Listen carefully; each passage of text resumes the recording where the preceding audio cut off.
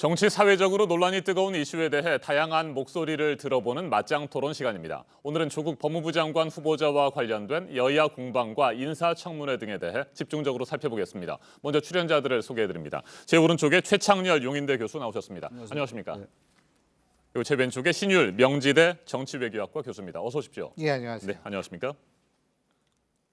당초 오늘과 내일 이틀 동안 개최될 예정이던 조국 법무부 장관 후보자에 대한 국회 인사청문회는 사실상 무산됐습니다. 물론 오늘 오전에라도 여야가 극적으로 합의한다면 청문회는 곧바로 시작될 수 있지만 그 가능성은 매우 낮습니다. 본격적인 토론 시작하겠습니다. 두 교수님께 질문을 드리겠습니다. 여야가 막판까지도 논쟁을 벌였던 부분이 조국 후보자의 부인과 딸 등 가족을 청문회 증인으로 채택할지 말지에 대한 부분이었습니다. 이에 대해서 논쟁이 치열했고 결국 결론을 내지 못했는데 어떻게 생각하시는지 오늘은 신율 교수님께서 먼저 답변하시겠습니까? 네. 저는 사실 그렇게 생각합니다. 일단 첫 번째로 제가 지적하고 싶은 것은 과거에도 가족이 출석한 적이 없다 이런 얘기를 민주당 쪽에서 하는데 네. 있었습니다. 예를 들면은 김황식 총리 후보자 청문회 때 김황식 당시 후보자의 누나가 청문회에 출석한 적이 있고요. 그다음에 김태호 총리 후보자에 대한 청문회 때 형수가 청문회에 출석한 적이 있습니다. 네. 그리고 물론 이거는 인사청문회가 아닙니다만 과거에 그 김대중 정부 시절에 그 온로비 사건이 있었지 네. 않습니까? 그때 이제 그 의혹의 중심에 있었던 검찰총장의 부인이 실제로 그 사과문도 발표하고 증언대에 오른 적도 있거든요. 그러니까 네네. 이게 뭐 한 번도 없다 이런 논리는 그런 주장은 조금 우리가 좀 더 자세히 들여다봐야 된다 이런 생각이 들고요. 두 번째, 저는 사실 그 뭐 자유한국당이 그렇게 그거 가족들을 꼭 불러놔야 된다고 고집 피울 이유가 없다고 생각해요. 왜 그러냐면 실제로 지금 자유한국당이 요구하고 있는 가족들의 상당수는 출국 금지를 지금 당한 상태 아니겠습니까? 네. 그렇다면은 뭐 주요 참고인이 될 수도 있는 거고 여러 가지 때문에 이분들이 설령 청문회에 나온다 하더라도 질문에 대해서 이거 수사 중인 사안이라서 제가 얘기하기 곤란합니다. 그러면은 더 이상 추궁하기도 굉장히 힘든 상황이라는 거죠. 그렇기 때문에 제가 볼 때에는 어차피 뭐 어떤 얘기를 청문회에서 듣기 힘든 거니까 제가 볼 때에는 적당선에서 타협을 하고 청문회를 좀 여는 것이 좋지 네. 않을까라는 생각을 합니다. 예. 네. 후보자의 가족을 청문회에 불러들인 사례가 과거에 전혀 없었던 것은 아니지만 예. 가족을 청문회 증인으로 부르는 것에 대해서 너무 고집 피울 필요는 없을 것 같다 그렇죠. 이런 이게 입장이시군요. 실효적인 증언이 나오기가 힘든 상황이 아닌가 이런 생각이 든다는 거죠. 네. 예. 최창렬 교수님께서는 어떤 의견이세요? 저도 그렇게 생각해요. 네. 지금 이제 어차피 청문회가 합의됐었잖아요. 오늘하고 내일로 합의가 됐었는데 이 가족 채택 여부, 증인 채택 여부 때문에 지금 결국은 사실상 무산됐다고 이제 우리가 예상하는 건데요. 네.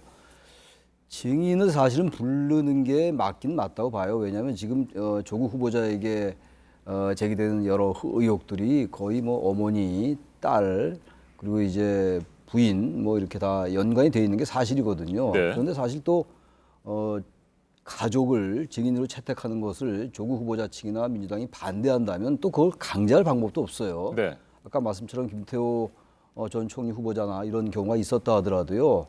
그래서 이 문제를 자꾸 청문회 쟁점으로 가지고 가는 거는 한국당으로 볼 때 저도 바람직한 전략이 아닌 것 같거든요. 그럼 이 민주당에게 오히려 더 명분이 주어지는 거거든요. 일단 합의를 했기 때문에 청문회 일정에 합의했던 것이기 때문에 그 청문회가 무산되고 문재인 대통령이 임명을 강행하고 그러면 이 정국은 어떻게 되겠어요? 저는 그래서 이 지금 여당이나 야당이나 이 조국 후보자를 둘러싼 의혹들보다도 그건 한편으로 뭐 따로 이제 진행이 되는 거고 네. 검찰 수사가 진행되고 있으니까 청문회를 둘러싼 하나의 정치적 셈법이 작동하고 있다 양쪽이다. 그리고 또 하나 이 양상을 가만히 보면요, 27일 날 검찰의 압수수색이 시작됐어요. 네. 그런 다음에 완전히 전 양상이 바뀌었다고 봅니다. 그러니까 이제 진영 대결, 진영 논리로 이 프레임이 바뀐 것 같아요. 그리고 29일 날 유시민 이사장이 SNS에 조국 후보자를 두둔하는 발언을 했단 말이죠. 그 이후에 여권 인사들의 이제 그 발언이 이어졌고, 그리고 이른바 검색 대결이라고 그럽니까? 그 검색 창에 여러 그 문장들이 뜨잖아요. 네. 조국 후보 힘내세요. 뭐 조국 사퇴하세요. 그리고 오늘 보니까 또 다른 게 또 떴더라고요. 그러니까 이런 식으로 양상이 바뀐 것 같아요. 그러니까 우리 한국 정치의 가장 그 우리가 경계하는 적대적 공생관계, 그리고 네. 양쪽의 지지를 결집해 나가는. 그러니까 일단 조국 후보자의 청문회 일단 지켜보고 그런 다음에 이제 국민들이 납득이 갈 것인가 안 갈 것인가 보고 또 그 다음에 수사 결과가 나오면 또 그때 대처해야 되는 것인데 이게 지금 그 전에 청문회 여부를 둘러싸고 여야가 쟁투하면서 진영 간에는 이제 완전히 조국 무조건 임명시켜야 된다. 이쪽은 네. 또 반대로 무조건 낙마시켜야 된다. 이런 것들이 있기 때문에 정치권이 선거를 앞두고 너무 진영의 그 지지를 결집하려는 데만 너무 집착하는 것이 아닌가.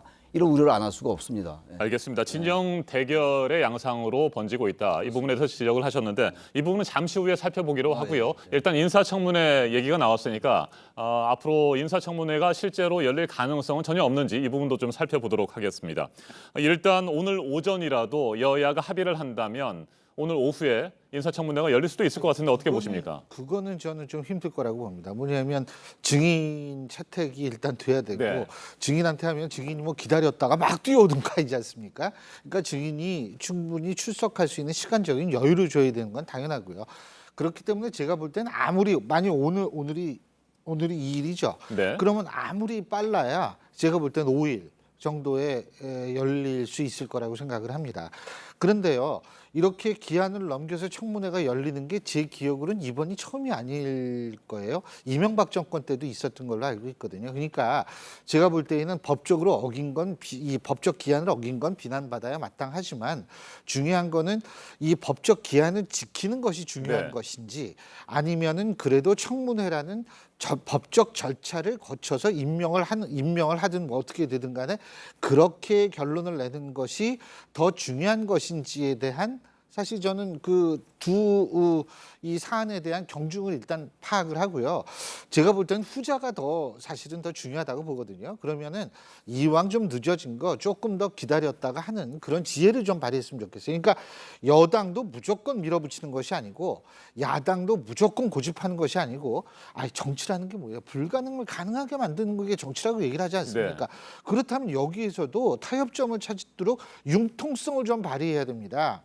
양쪽이 전부 융통성 발휘 못하고서 부딪히기만 하면 그거 좋은 거 아니거든요. 그리고 아까 최 교수님께서 말씀하신 거 200% 동의하는 게 이렇게 해봤자 조국 정국이 이게 청문회 여느냐 마느냐 정국으로 이게 옮겨갈 수도 있어요. 그러면 야당의 입장에서 모두 손해거든요. 그러니까 야당의 입장에서도 그렇고 여당도 이거 법적 제도적 절차 뛰어넘어서 뭐 어떻게 됐다 이래도 또 아무래도 비난을 들을 수 있는 거니까 좀 이때 이 절충을 하는 지혜를 좀 발휘했으면 좋겠어요. 네, 조국 후보자의 가족을 청문회 증인으로 채택하지 않기로 여야가 합의를 한다면 오늘 오후에라도 열릴 수 있지만 그 가능성은 매우 낮다 이렇게 보시는 거군요.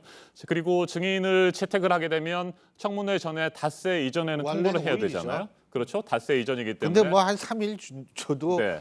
이 나오라 그래서 나오는 것이 그럴 수도 좋지 않을까 있겠죠? 이런 생각을 한다는 뭐 거죠. 자발적으로 나오게 빨라요. 된다면요. 예, 그렇게 예. 되고 만약에 닷새 이전이라고 하는 규정을 꼭 지켜야 된다고 한다면 이번 주는 어려워질 수도 있고 일주일 뒤인 뭐 9일, 10일에는 가능할 수도 있을 것 같습니다. 인사청문회 앞으로의 전망 어떻게 보세요? 저는 어려울 것 같아요. 지금 이제 이미 한국당은 청문회를 안 하기로 좀 내심 그렇게 방침을 세운 게 아닌가 생각이 드는 게 그렇게 보고 네, 계십니까? 좀 그렇게 봐요. 왜냐하면 지금 증인 채택에 이 민주당이 합의해 줄 리가 없어요. 지금 현재의 정황으로 볼 때 여러 가지 이제 상황으로 보면은 그렇다면 증인을 채택하지 않으면 또 한국당으로서는 의미가 없다라고 계속 얘기하고 있는 거 아니겠어요? 이 두 쪽이 부딪히고 있기 때문에 오늘 전격적으로 증인 없이 청문회 하자라고 한국당이 합의해 줄 가능성은 대단히 낮고 민주당도 증인 부르는 것에 대해서는 안 된다라고 얘기하고 있는 거 아니에요? 뭐 가족 인질극 얘기까지 나올 정도니까 일각에서 여권 일각입니다만 네. 그렇다면 저는 뭐 앞서 신 교수님 말씀처럼 양쪽이 좀 양보할 수밖에 없어요. 증인 부르지 않더라도 전 조국 후보자에게 물어볼 수 있잖아요. 물어보고 그럼 국민들이 판단할 겁니다. 아마 이제 더 이상 여야가 각자의 주장을 할 때는 지난 것 같아요. 이제 다 파악이 됐고 또 팩트 관계, 사실 관계 어떤지는 좀 시간이 지나면 또 알려질 것이고 그러니까 청문회를 통해서 하는 게 맞다고 보고 만약에 여기서 계속 청문회를 증인 문제로 무산시키는 것에 대한 책임이 한국당에 돌아간다면 한국당도 별로 정치적으로 얻을 게 없다고 보기 때문에 저는 민주당도 너무 2일 날 청문 시한이 끝나니까 무조건 요청하겠다라는 쪽으로만 가지 말고 어차피 양쪽이 지금 양극단으로 부딪히고 있는 거 아니겠어요? 우리 신 교수 말씀처럼 한 며칠 양보해서 왜냐하면 청문 기한이 이제 2일 날 끝나면은 대통령이 10일 이내로 재송무 요청할 수 있잖아요. 그러면 12일까지가 가능하다라고 이제 한국당이 주장하고 있는 거거든요. 근데 이제 민주당 쪽은 그것은 대통령의 시간이다. 국회 시간은 끝났다라고 얘기하고 있는 건데 절충하면 될 것 같아요. 그래서 청문회 열어야죠. 열지 않고 이걸 국민청문회로 간다. 이건 저는 맞지 않다고 보기 때문에 한국당이 좀 양보해라 이렇게 말씀드리고 싶습니다. 네, 신 교수님. 예. 그럼에도 불구하고 인사청문회가 열리지 못한다고 한다면 당장 내일 문재인 대통령이 청문 보고서 재송부를 요청을 하고 뭐 열흘 이내에 재송부가 이루어지면 됩니다만 지금 뭐 들리는 얘기로는 한 3일 정도의 여유 기간을 두고 이번 주 금요일쯤에 뭐 임명을 강행하지 않겠느냐 뭐 이런 얘기도 나옵니다. 그 가능성에 대해서는 어떻게 생각하세요? 저는 솔직히 가능성은 높다고 봅니다. 그런데 사실 우리가 제도와 절차 이게 법적으로 하자가 없는 절차라 하더라도 실제로 기존에 법적으로 이 보장돼 있는 국회의 청문 권한을 최대한도로 인사청문 권한을 최대한도로 이 존중해 준다는 인식을 국민한테 준 다음에 그 다음에 임명하는 것이 사실 저는 좀 부작용을 줄이는데 제일 중요한 부분이 아닐까 이런 생각이 듭니다. 제가 항상 하는 얘기지만 이 장관이라는 자리는 국민하고 자주 접촉하는 자리이기 때문에 국민적 신뢰를 받는 것이 되게 중요한데 지금 여러 가지 의혹이 불거지고 있습니다. 그런데 거기에서도 신뢰가 좀 훼손될 가능성도 있는데 거기다가 대통령이 청문회 없이 그래 이거 청문회 당신네들 안 했지 난 그냥 임명할 거야 이게 내 권리니까라고 하면은 제가 볼 때는 더 좀 그 신뢰라는 측면에서 문제가 발생할 소지가 있기 때문에 법적 하자, 절차적 하자가 없다 하더라도 제가 볼 때에는 과거처럼 국회의 인사청문 권한을 존중해주는 자세를 보여주는 것이 절실하게 필요하다라고 생각합니다. 네, 만일 인사청문회 없이 대통령이 임명을 강행한다면 그에 대한 정치적 책임은 오롯이 대통령이 지는 것 아니겠습니까? 여당도 마찬가지죠. 여당 자체가 인사청문 권한이라는 것을 지금 좀 절충을 하면 되는데 그리고 아무래도 권력 가진 쪽이 여당 아닙니까? 힘이 세잖아요. 힘이 센 사람이 조금 더 양보를 하는 자세를 보여주는 이런 모습도 사실 필요한데 그런 거 없이 그냥 맞부딪히고 똑같이 하려고 한다면 제가 볼 땐 결국 부담은 여당이 더 지게 된다는 거죠. 제 얘기는. 아무리 뭐 야당 때문에 그렇다 그렇게 얘기를 한다 하더라도 그래서 좀 그런 데서의 지혜와 합리성을 좀 발휘할 필요가 있지 않을까라는 생각이 든다는 겁니다. 네, 최창열 교수님, 임명 강행 가능성에 대해서는 어떻게 보십니까? 임명 강행할 가능성이 많다라는 게 지배적인 전망이에요. 네. 저도 이제 거기에 무게를 실는 편인데 청문회 없이 이런 상황에서 임명을 강행한다면 법무장관이 된 다음에 조국 후보자가 설령 검찰개혁을 잘 프로세스를 진행해 나간다 하더라도 검찰개혁이라는 게 뭐 한두 달 내에 하루 이틀 내에 끝나는 게 아니잖아요. 만약에 일주일 내에 검찰개혁의 성과가 딱 나타난다면 그 전에 여러 가지 의혹들이나 여러 쟁점들이 해소될 수가 있어요. 결과가 좋으니까. 네. 그러나 그게 쉽지 않지 않습니까? 국회 법은 넘어가 있는 것이고. 그렇다면 저는 청문회 없이 임명을 강행하는 거는 정권으로서는 뭔가 밀어붙이쳐서 정부의 주도권을 확보한다고 생각할지 모르겠으나 저는 그렇지 않다고 봐요. 저는 그래서 그렇게 강행할 가능성은 오히려 낮을 것 같아요. 지난번에도 있었어요. 조윤주 중앙선거관리위원회 상임위원 청문회 없이 통과시켰습니다. 올해 2월 달인가요? 그러나 더 이상 이제 이렇게 하면 저는 안 될 것 같아요. 그래서 가족 이제 증인 출석 여부를 두고 이제 여야가 이제 이 줄사 신경전을 하고 있는데 네. 증인 문제는 여당이 과감하게 야당이 양보하고 증인 없이 우리도 하겠다라고 한 다음에 오늘 하면 되겠지만 오늘은 좀 어려울 것 같고 아무래도 며칠 있다가 그렇다면 증인을 부르지 않는 거에 양보했으니까 한국당이 이쪽의 여당은 원래 3일부터는 대통령 시간이라고 했습니다만 그 전 12일까지 시간이 있으니까 증인 채택 없이 한다. 그럼 이제 2일 지나서 하고 이쪽은 증인 포기하고 이러면 양자가 합의가 되는 거거든요. 일단 그래서 청문회는 열어야죠. 청문회 없이 이런 상황 속에서 임명한다. 그러면 이게 진영 간의 대결 논리는 완전히 이성을 상실할 것 같아요. 이게 완전히 적대적 공생 구도로 가버리기 때문에 향후 이 구도를 어떻게 할 겁니까? 여러 가지 국내외적인 대내외적인 이런 위기가 있는데 통합 그냥 완전 분열로 치달을 거예요. 저는 그런 부분에서 여권이 이런 걸 조금 감안하고 야당도 마찬가지예요. 그래서 일단 청문회 열자. 연 다음에 그때 여러 가지 또 상황이 또 될 겁니다. 그때 가서 보자라는 겁니다. 일단 열자는 거예요, 청문회를. 네. 자, 그런데 자유한국당 나경원 원내대표는 핵심 증인이 없는 청문회는 가짜 청문회다. 이렇게 주장을 하고 있습니다. 여전히 뭐 그런 뜻을 굽히지 않고 있는 상황이어서 과연 증인이 없는 상태에서 청문회가 진행될까 뭐 이런 우려도 있고요. 그 같은 상황에서 만약에 임명이 강행된다고 한다면 그게 뭐 임명 강행으로 끝나는 문제가 결코 아니고요. 검찰의 수사가 진행되고 있고 또 자유한국당을 비롯한 보수 야당들은 국정조사와 특검 등을 요구하고 있는 상태입니다. 뭐 계속해서 논란은 불가피한 상황입니다. 어떻게 전망하세요? 그 증인 없는 청문회 뭐 이런 얘기도 사실 맞아요. 제가 볼 때는. 근데 이제 중요한 거는 검찰 수사가 진행 중이라는 점을 우리가 생각을 꼭 해야 됩니다. 네. 그러니까 지금 검찰 수사 진행 중이고 또 하나 뭐냐면 지금 주요 증인들 중에 예를 들면 사모펀드에 관련한 사람들 중에 일부는 지금 외국에 나가 있대요. 예? 검찰에 들어라 지금 이런 얘기를 하고 있는 상황인데 당연히 청문회도 안 오겠죠. 그렇기 때문에 지금 상황에서 주요 증인들이 과연 이렇게 출석을 해가지고 나올 수 있는 상황인가? 이게 초유의 상황 아니에요, 사실은. 검찰 수사와 청문회를 동시에 해야 된다라는. 그렇다면 이게 둘의 이게 이 걸쳐 있는 증인 채택이 된 사람들은 사실상 나와도 할 일이 없다, 할 얘기가 없다. 네. 제가 아까 말씀드렸지만 그렇기 때문에 증인 없는 청문회 이게 평시 같은 검찰 수사 안 하면은 이건 사실 당연히 불러야 되는 건데 수사랑 같이 가고 있기 때문에 제가 볼 땐 증인 없는 청문회 그건 타당하지만 지금의 특수성을 감안해야 된다라는 생각이 들고요. 검찰 수사랑 같이 한다는. 그리고 특검 국정조사 얘기 뭐 한다고 그 주장을 합니다만 지금 검찰이 하는 것을 봐서는 특검 얘기는 지금 나올 때가 전혀 전 아니라고 생각합니다.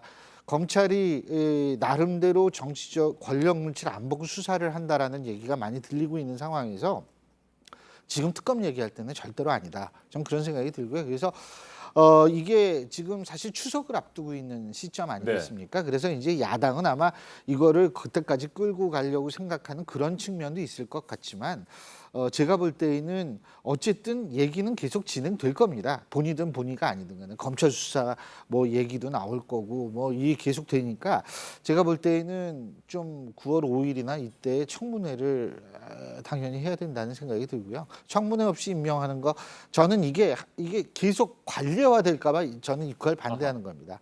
청문회라는 게 행정부의 인사권을 입법부가 견제하는 건데 인사청문회라는 네. 이거 자꾸 이런 식으로 한번 설례 만들고 또 나오고 이러면 사실 입법권에 굉장한 침해가 이루어지거든요.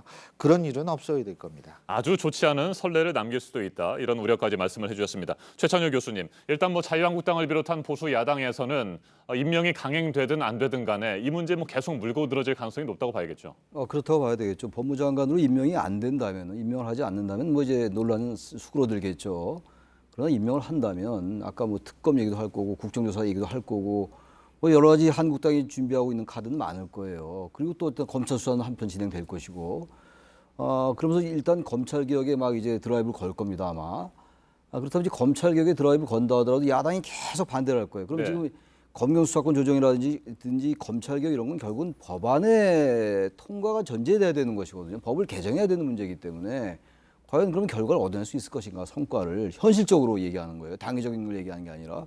그렇다면 만약에 저의 추정인데 문재인 정권은 여러 가지 논란이나 의혹들에도 불구하고 조국 법무부 장관이 돼서 그립을 딱 잡고 청와대가 미는 인사가 됐으니까 검찰 개혁의 성과를 내면 아까 잠깐 말씀드린 것처럼 뭔가 국민들이 바로 이래서 그렇게 문재인 대통령이 고집을 피웠구나, 강행하려 했구나라고 생각할 수 있겠습니다만 그 시간이 생각보다 많이 걸릴 거예요. 그리고 야당의 협조를 얻지 못한다면은 의외로 그러한 어떤 그 전반적인 향후 구사하고 있는 여권의 프로세스가 제대로 진행이 안 될 수도 있어요. 그렇기 때문에 청문회를 없이 임명을 강행한다면 그런 명분을 더 야당에게 주는 것이고 또 국민들도 상당히 반발할 수 있어요. 가뜩이나 비판적인 국민들은 물론이고 중도 지대에 있는 유권자들도 네. 다시 이반될 수가 있는 것이군요. 저는 그래서 제가 항상 강조하는 겁니다만 결국은 민주주의는 인민 주권입니다. 주권 재민이에요. 민심이 어디에 있는가 정확히 파악해야지 조국 후보자를 낙마시키면 정권이 밀린다. 이것도 구시대의 정치 프레임이고 설령 그렇게 하더라도 오히려 국민들의 지지를 얻을 수가 있죠. 저는 그래서 여러 가지 고려하되 지금 이제 와서 뭐 이제 자진 철회해라 이런 말은 통하지도 않으니까 더 이상 의미도 없는 것 같아요. 이제 벌써 오래됐어요. 8월 9일 날 지명했었거든요. 그러니까 이제는 여권도 야권도 민심을 봐라. 특히 이제 야당도 한국당도 너무 청문회 없이 해서 임명을 강행시켜서 오히려 이제 더 반발을 불러일으키려는 그런 정치적 계산이 있다면 그것도 포기해라. 이제 정말 여야 모두 민심만 보고 가라는 겁니다. 그렇다면 반드시 청문회를 열어야 돼요. 그래서 국민들의 반응을 한번 볼 필요는 있다고 생각하는 겁니다. 자, 이번에는 최창열 교수님께서 토론 앞부분에 말씀을 하셨던 진영 대결, 양상에 대해서 의견을 좀 들어보도록 하겠습니다. 얼마 전까지만 해도 조 후보자와 가족을 중심으로 한 각종 의혹에 대해서 열띤 공방들이 여야 간에 펼쳐졌습니다. 국민들 사이에서도 의견이 분분했었고요. 자, 그런데 지난주 후반부터 어느 순간 진영 대결 양상으로 흐르고 있습니다. 문재인 대통령을 지지하는 쪽과 반대하는 쪽, 그다음에 보수와 진보, 또 더불어민주당과 자유한국당 등 보수 야당 뭐 이런 대결 흐름으로 진행이 되고 있는데 이 같은 프레임 전환이 자연스러운 것이라고 보시는지 아니면 자칫 잘못하면 이런 프레임 전환 자체가 아주 기본적인 뭐 도덕성 검증이라든지 정책 비전이라든지 역량을 검증하는 차원에서 벗어나 전혀 다른 양상으로 번질 수 있다 이런 우려도 있는 게 사실인 것 같거든요. 교수님 어떻게 생각하십니까? 예를 들면 그 진영 대결에 가장 먼저 이 얘기를 꺼냈던 사람 중에 하나가 유시민 전 장관, 유시민 이사장 아니겠어요?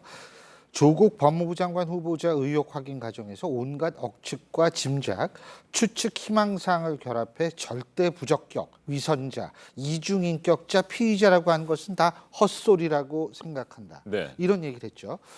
근데 사실 이 헛소리라고 얘기를 한다면 그 이유를 본인이 좀 전 분명히 말씀을 해주셔야 될 것 같다고 생각합니다. 뭐 예를 들자면 단국대 논문, 의대의 논문 제일 저자로 등재된 것에 대해서 의혹을 제기하는 것이 헛소리라고 생각한다면 그 뭐 하는지 안 하는지 모르겠습니다만 어쨌든 그 근거를 좀 구체적으로 얘기를 했으면 좋겠어요.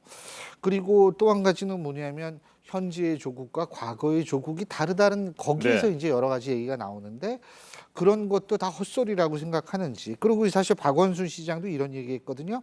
조국 법무장관의 치열했던 삶을 이념의 굴레로 덧씌워 송두리째 폄훼하는 것은 온당치 않다. 자, 그렇다면 지금 제가 말씀드린 단국대 논문이라든지 이런 것들이 이념의 굴레를 씌워서 얘기를 한 것인지 저는 사실 그게 잘 연결이 안 되거든요. 이런 것도 박원순 시장께서 직접 좀 설명을 해주셨으면 좋겠어요. 저 같은 사람 못 알아들으니까. 그러니까 가장 중요한 것은 뭐냐면 상대를 얘기를 하는 건 좋아요. 그런데 거기에서 논리적으로 딱 해가지고 이래서 이게 위선이고 헛소리고 이래서 이게 이념의 굴레다라고 얘기를 하면 전 이건 진영 논리가 아니라고 생각합니다. 네. 그런데 상대가 얘기하는 건 헛소리고 이거는 이념의 굴레로 더 씌워진 얘기고 이런 식으로 표현한다는 것은 오히려 진영 논리를 부추기는 것 아닌가. 그리고 뭐 예를 들면 오늘 아침에 한국일보가 단독으로 지금 보도한 그 내용을 제가 아침에 봤는데요.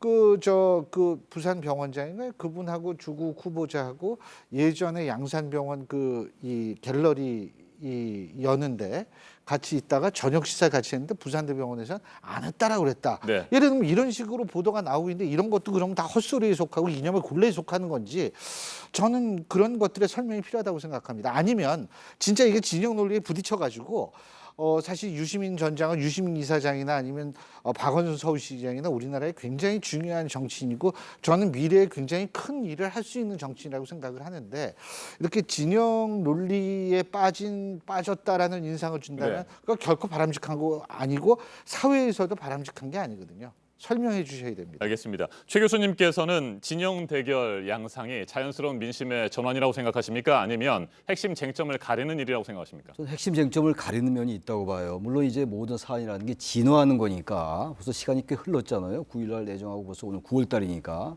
자연스럽게 바뀐 것 같아요. 27일 검찰 압수수색한 다음에 위기의식을 느낀 이제 조국 후보자의 지지자들이 좀 결집한 양상이 뚜렷했고 그 바로 다다음날 29일날 유시민 이사장이 그런 지금 우리 신 교수께서 소개한 얘기를 했어요. 그 다음에 여권 인사들이 연이은 발언들이 있었고 민주당 내부에서는 약간 좀 갈리는 것 같고 그러니까 중요한 건 지금 조국 후보자가 검찰개혁을 할 수 있느냐의 역량 이전에 여러 가지 의혹들이 제기된 건 분명히 맞는 거거든요.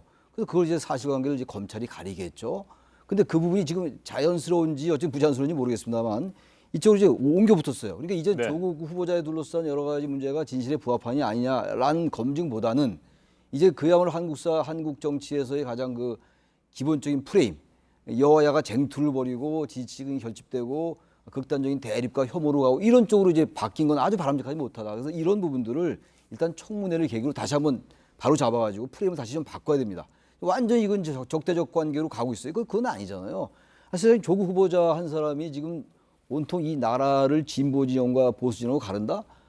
저는 사실 평소에 진보적 의제를 얘기 많이 했는데 제가 뭐 사실 조국 후보자에 대해서 비판적 얘기도 많이 했어요. 그렇다면 저는 뭐 보수고 수구입니까? 그런 건 아니잖아요. 그러니까 지금 다시 프레임을 정확하게 바꿀 필요가 있어요. 조국 후보자가 과연 여러 가지 제기된 도덕성이 검찰 개혁을 할 수 있는 정도가 되는 것인지 아니면 이건 도저히 안 되는 것인지를 판단을 해야 되는 것이지 이거 보수진보로 나뉘어가지고 특히 선거 앞두고 한국당은 이걸 또 하나의 명분으로 삼고 한국당이 그동안 사실 얼마나 수구적 얘기를 많이 했어요. 근데 요즘은 한국당이 계속 조국 후보자를 반대하니까 이게 조국 후보자를 반대한 한국당과 일부 또 진보 진영 내에서 조국 후보자를 비판하는 사람들과 같이 이제 묶이는 이런 현상. 그러니까 한국 정치가 굉장히 이상하게 된 것 같아요. 그래서 빨리 정리를 하려면 청문회 열어서 국민들의 판단을 좀 받아라. 그걸 얘기하고 싶습니다. 알겠습니다. 이제 토론을 마무리할 시간이 됐고요. 20초씩 시간을 드리겠습니다. 미처 못하신 말씀 있으면 해주시기 바랍니다. 제가 좀 아까 한국일보 단독 보도가 조국 후보자가 그 노한중 부산의료원장과 함께 여러 사람이 물론 같이 갔지만 부산대병원 갤러리 개막식 이후에 만찬을 같이 했다 이 얘기인데요. 그게 부정을 했는데 부산대병원 측에서 이제 영수증이 나왔다 이런 얘기를 제가 아까 말씀드린 거고요. 뭐 저는 사실 이제 이 일이 원만하게 한쪽이 뭐 원만하게 치러지기는 힘들다고 생각합니다. 제가 여기에서 딱 한마디 한다면 지금 가장 합리적인 방법이 뭐냐면 집단 이성에 대한 신뢰로 문제를 푸는 겁니다. 이 얘기가 무슨 얘기인지는 권력을 가진 쪽에서 잘 생각해 주시면 됩니다. 알겠습니다. 집단 지성을 말씀을 해주셨습니다. 이성입니다. 집단 지성이 아닙니다. 이성입니까? 예, 예. 네. 최창렬 교수님 말씀해 저는 주시죠. 이 대개 정권이 이 정도 시점에 집권 3년 차에 이런 위기가 옵니다. 위기일 수도 있고 어떤 여러 형태의 쟁점이 부각되는데 이럴 때 너무 정권의 입장에서만 생각하지 말아라는 걸 말씀드리고 싶고 그리고 너무 하나에 집착하지 말아라. 이게 국면이 바뀔 수 있는 거거든요. 그러니까 조국 후보자를 마치 제가 뭐 조국 후보자를 임명하지 말라는 걸 주장한 건 아니에요. 이미 이제 그런 건 의미가 없어졌으니까 네. 특정 인물에 너무 집착하지 말고 야당도 한국당도 이런 걸 계기로 해가지고 뭔가 자꾸 계속 어떤 그 자신들의 그 좀 수구냉전 제 이게 개인적인 생각입니다. 너무 지나치게 수구냉전적인 생각으로 밀어붙이는 것도 민심에 반할 수 있습니다. 저는 그래서 특히 정권의 입장에서 현재가 정권의 변곡점이다. 이걸 잘 넘기면 오히려 지지를 받을 수 있는 것이고 너무 민심을 거스르면은 그거는 의외로 역풍을 맞을 수 있다라는 그 충고 아닌 충고를 드리고 싶습니다. 알겠습니다. 오늘까지도 여야가 뭐 추가적으로 협의를 할 모양이니까요. 결과를 지켜보도록 하고요. 오늘 맞짱 토론 여기서 마무리하도록 하겠습니다. 최창렬 용인대 교수 그리고 신율 명지대 교수와 함께했습니다. 두 분 토론 잘 들었습니다. 예, 감사합니다. 고맙습니다. 감사합니다.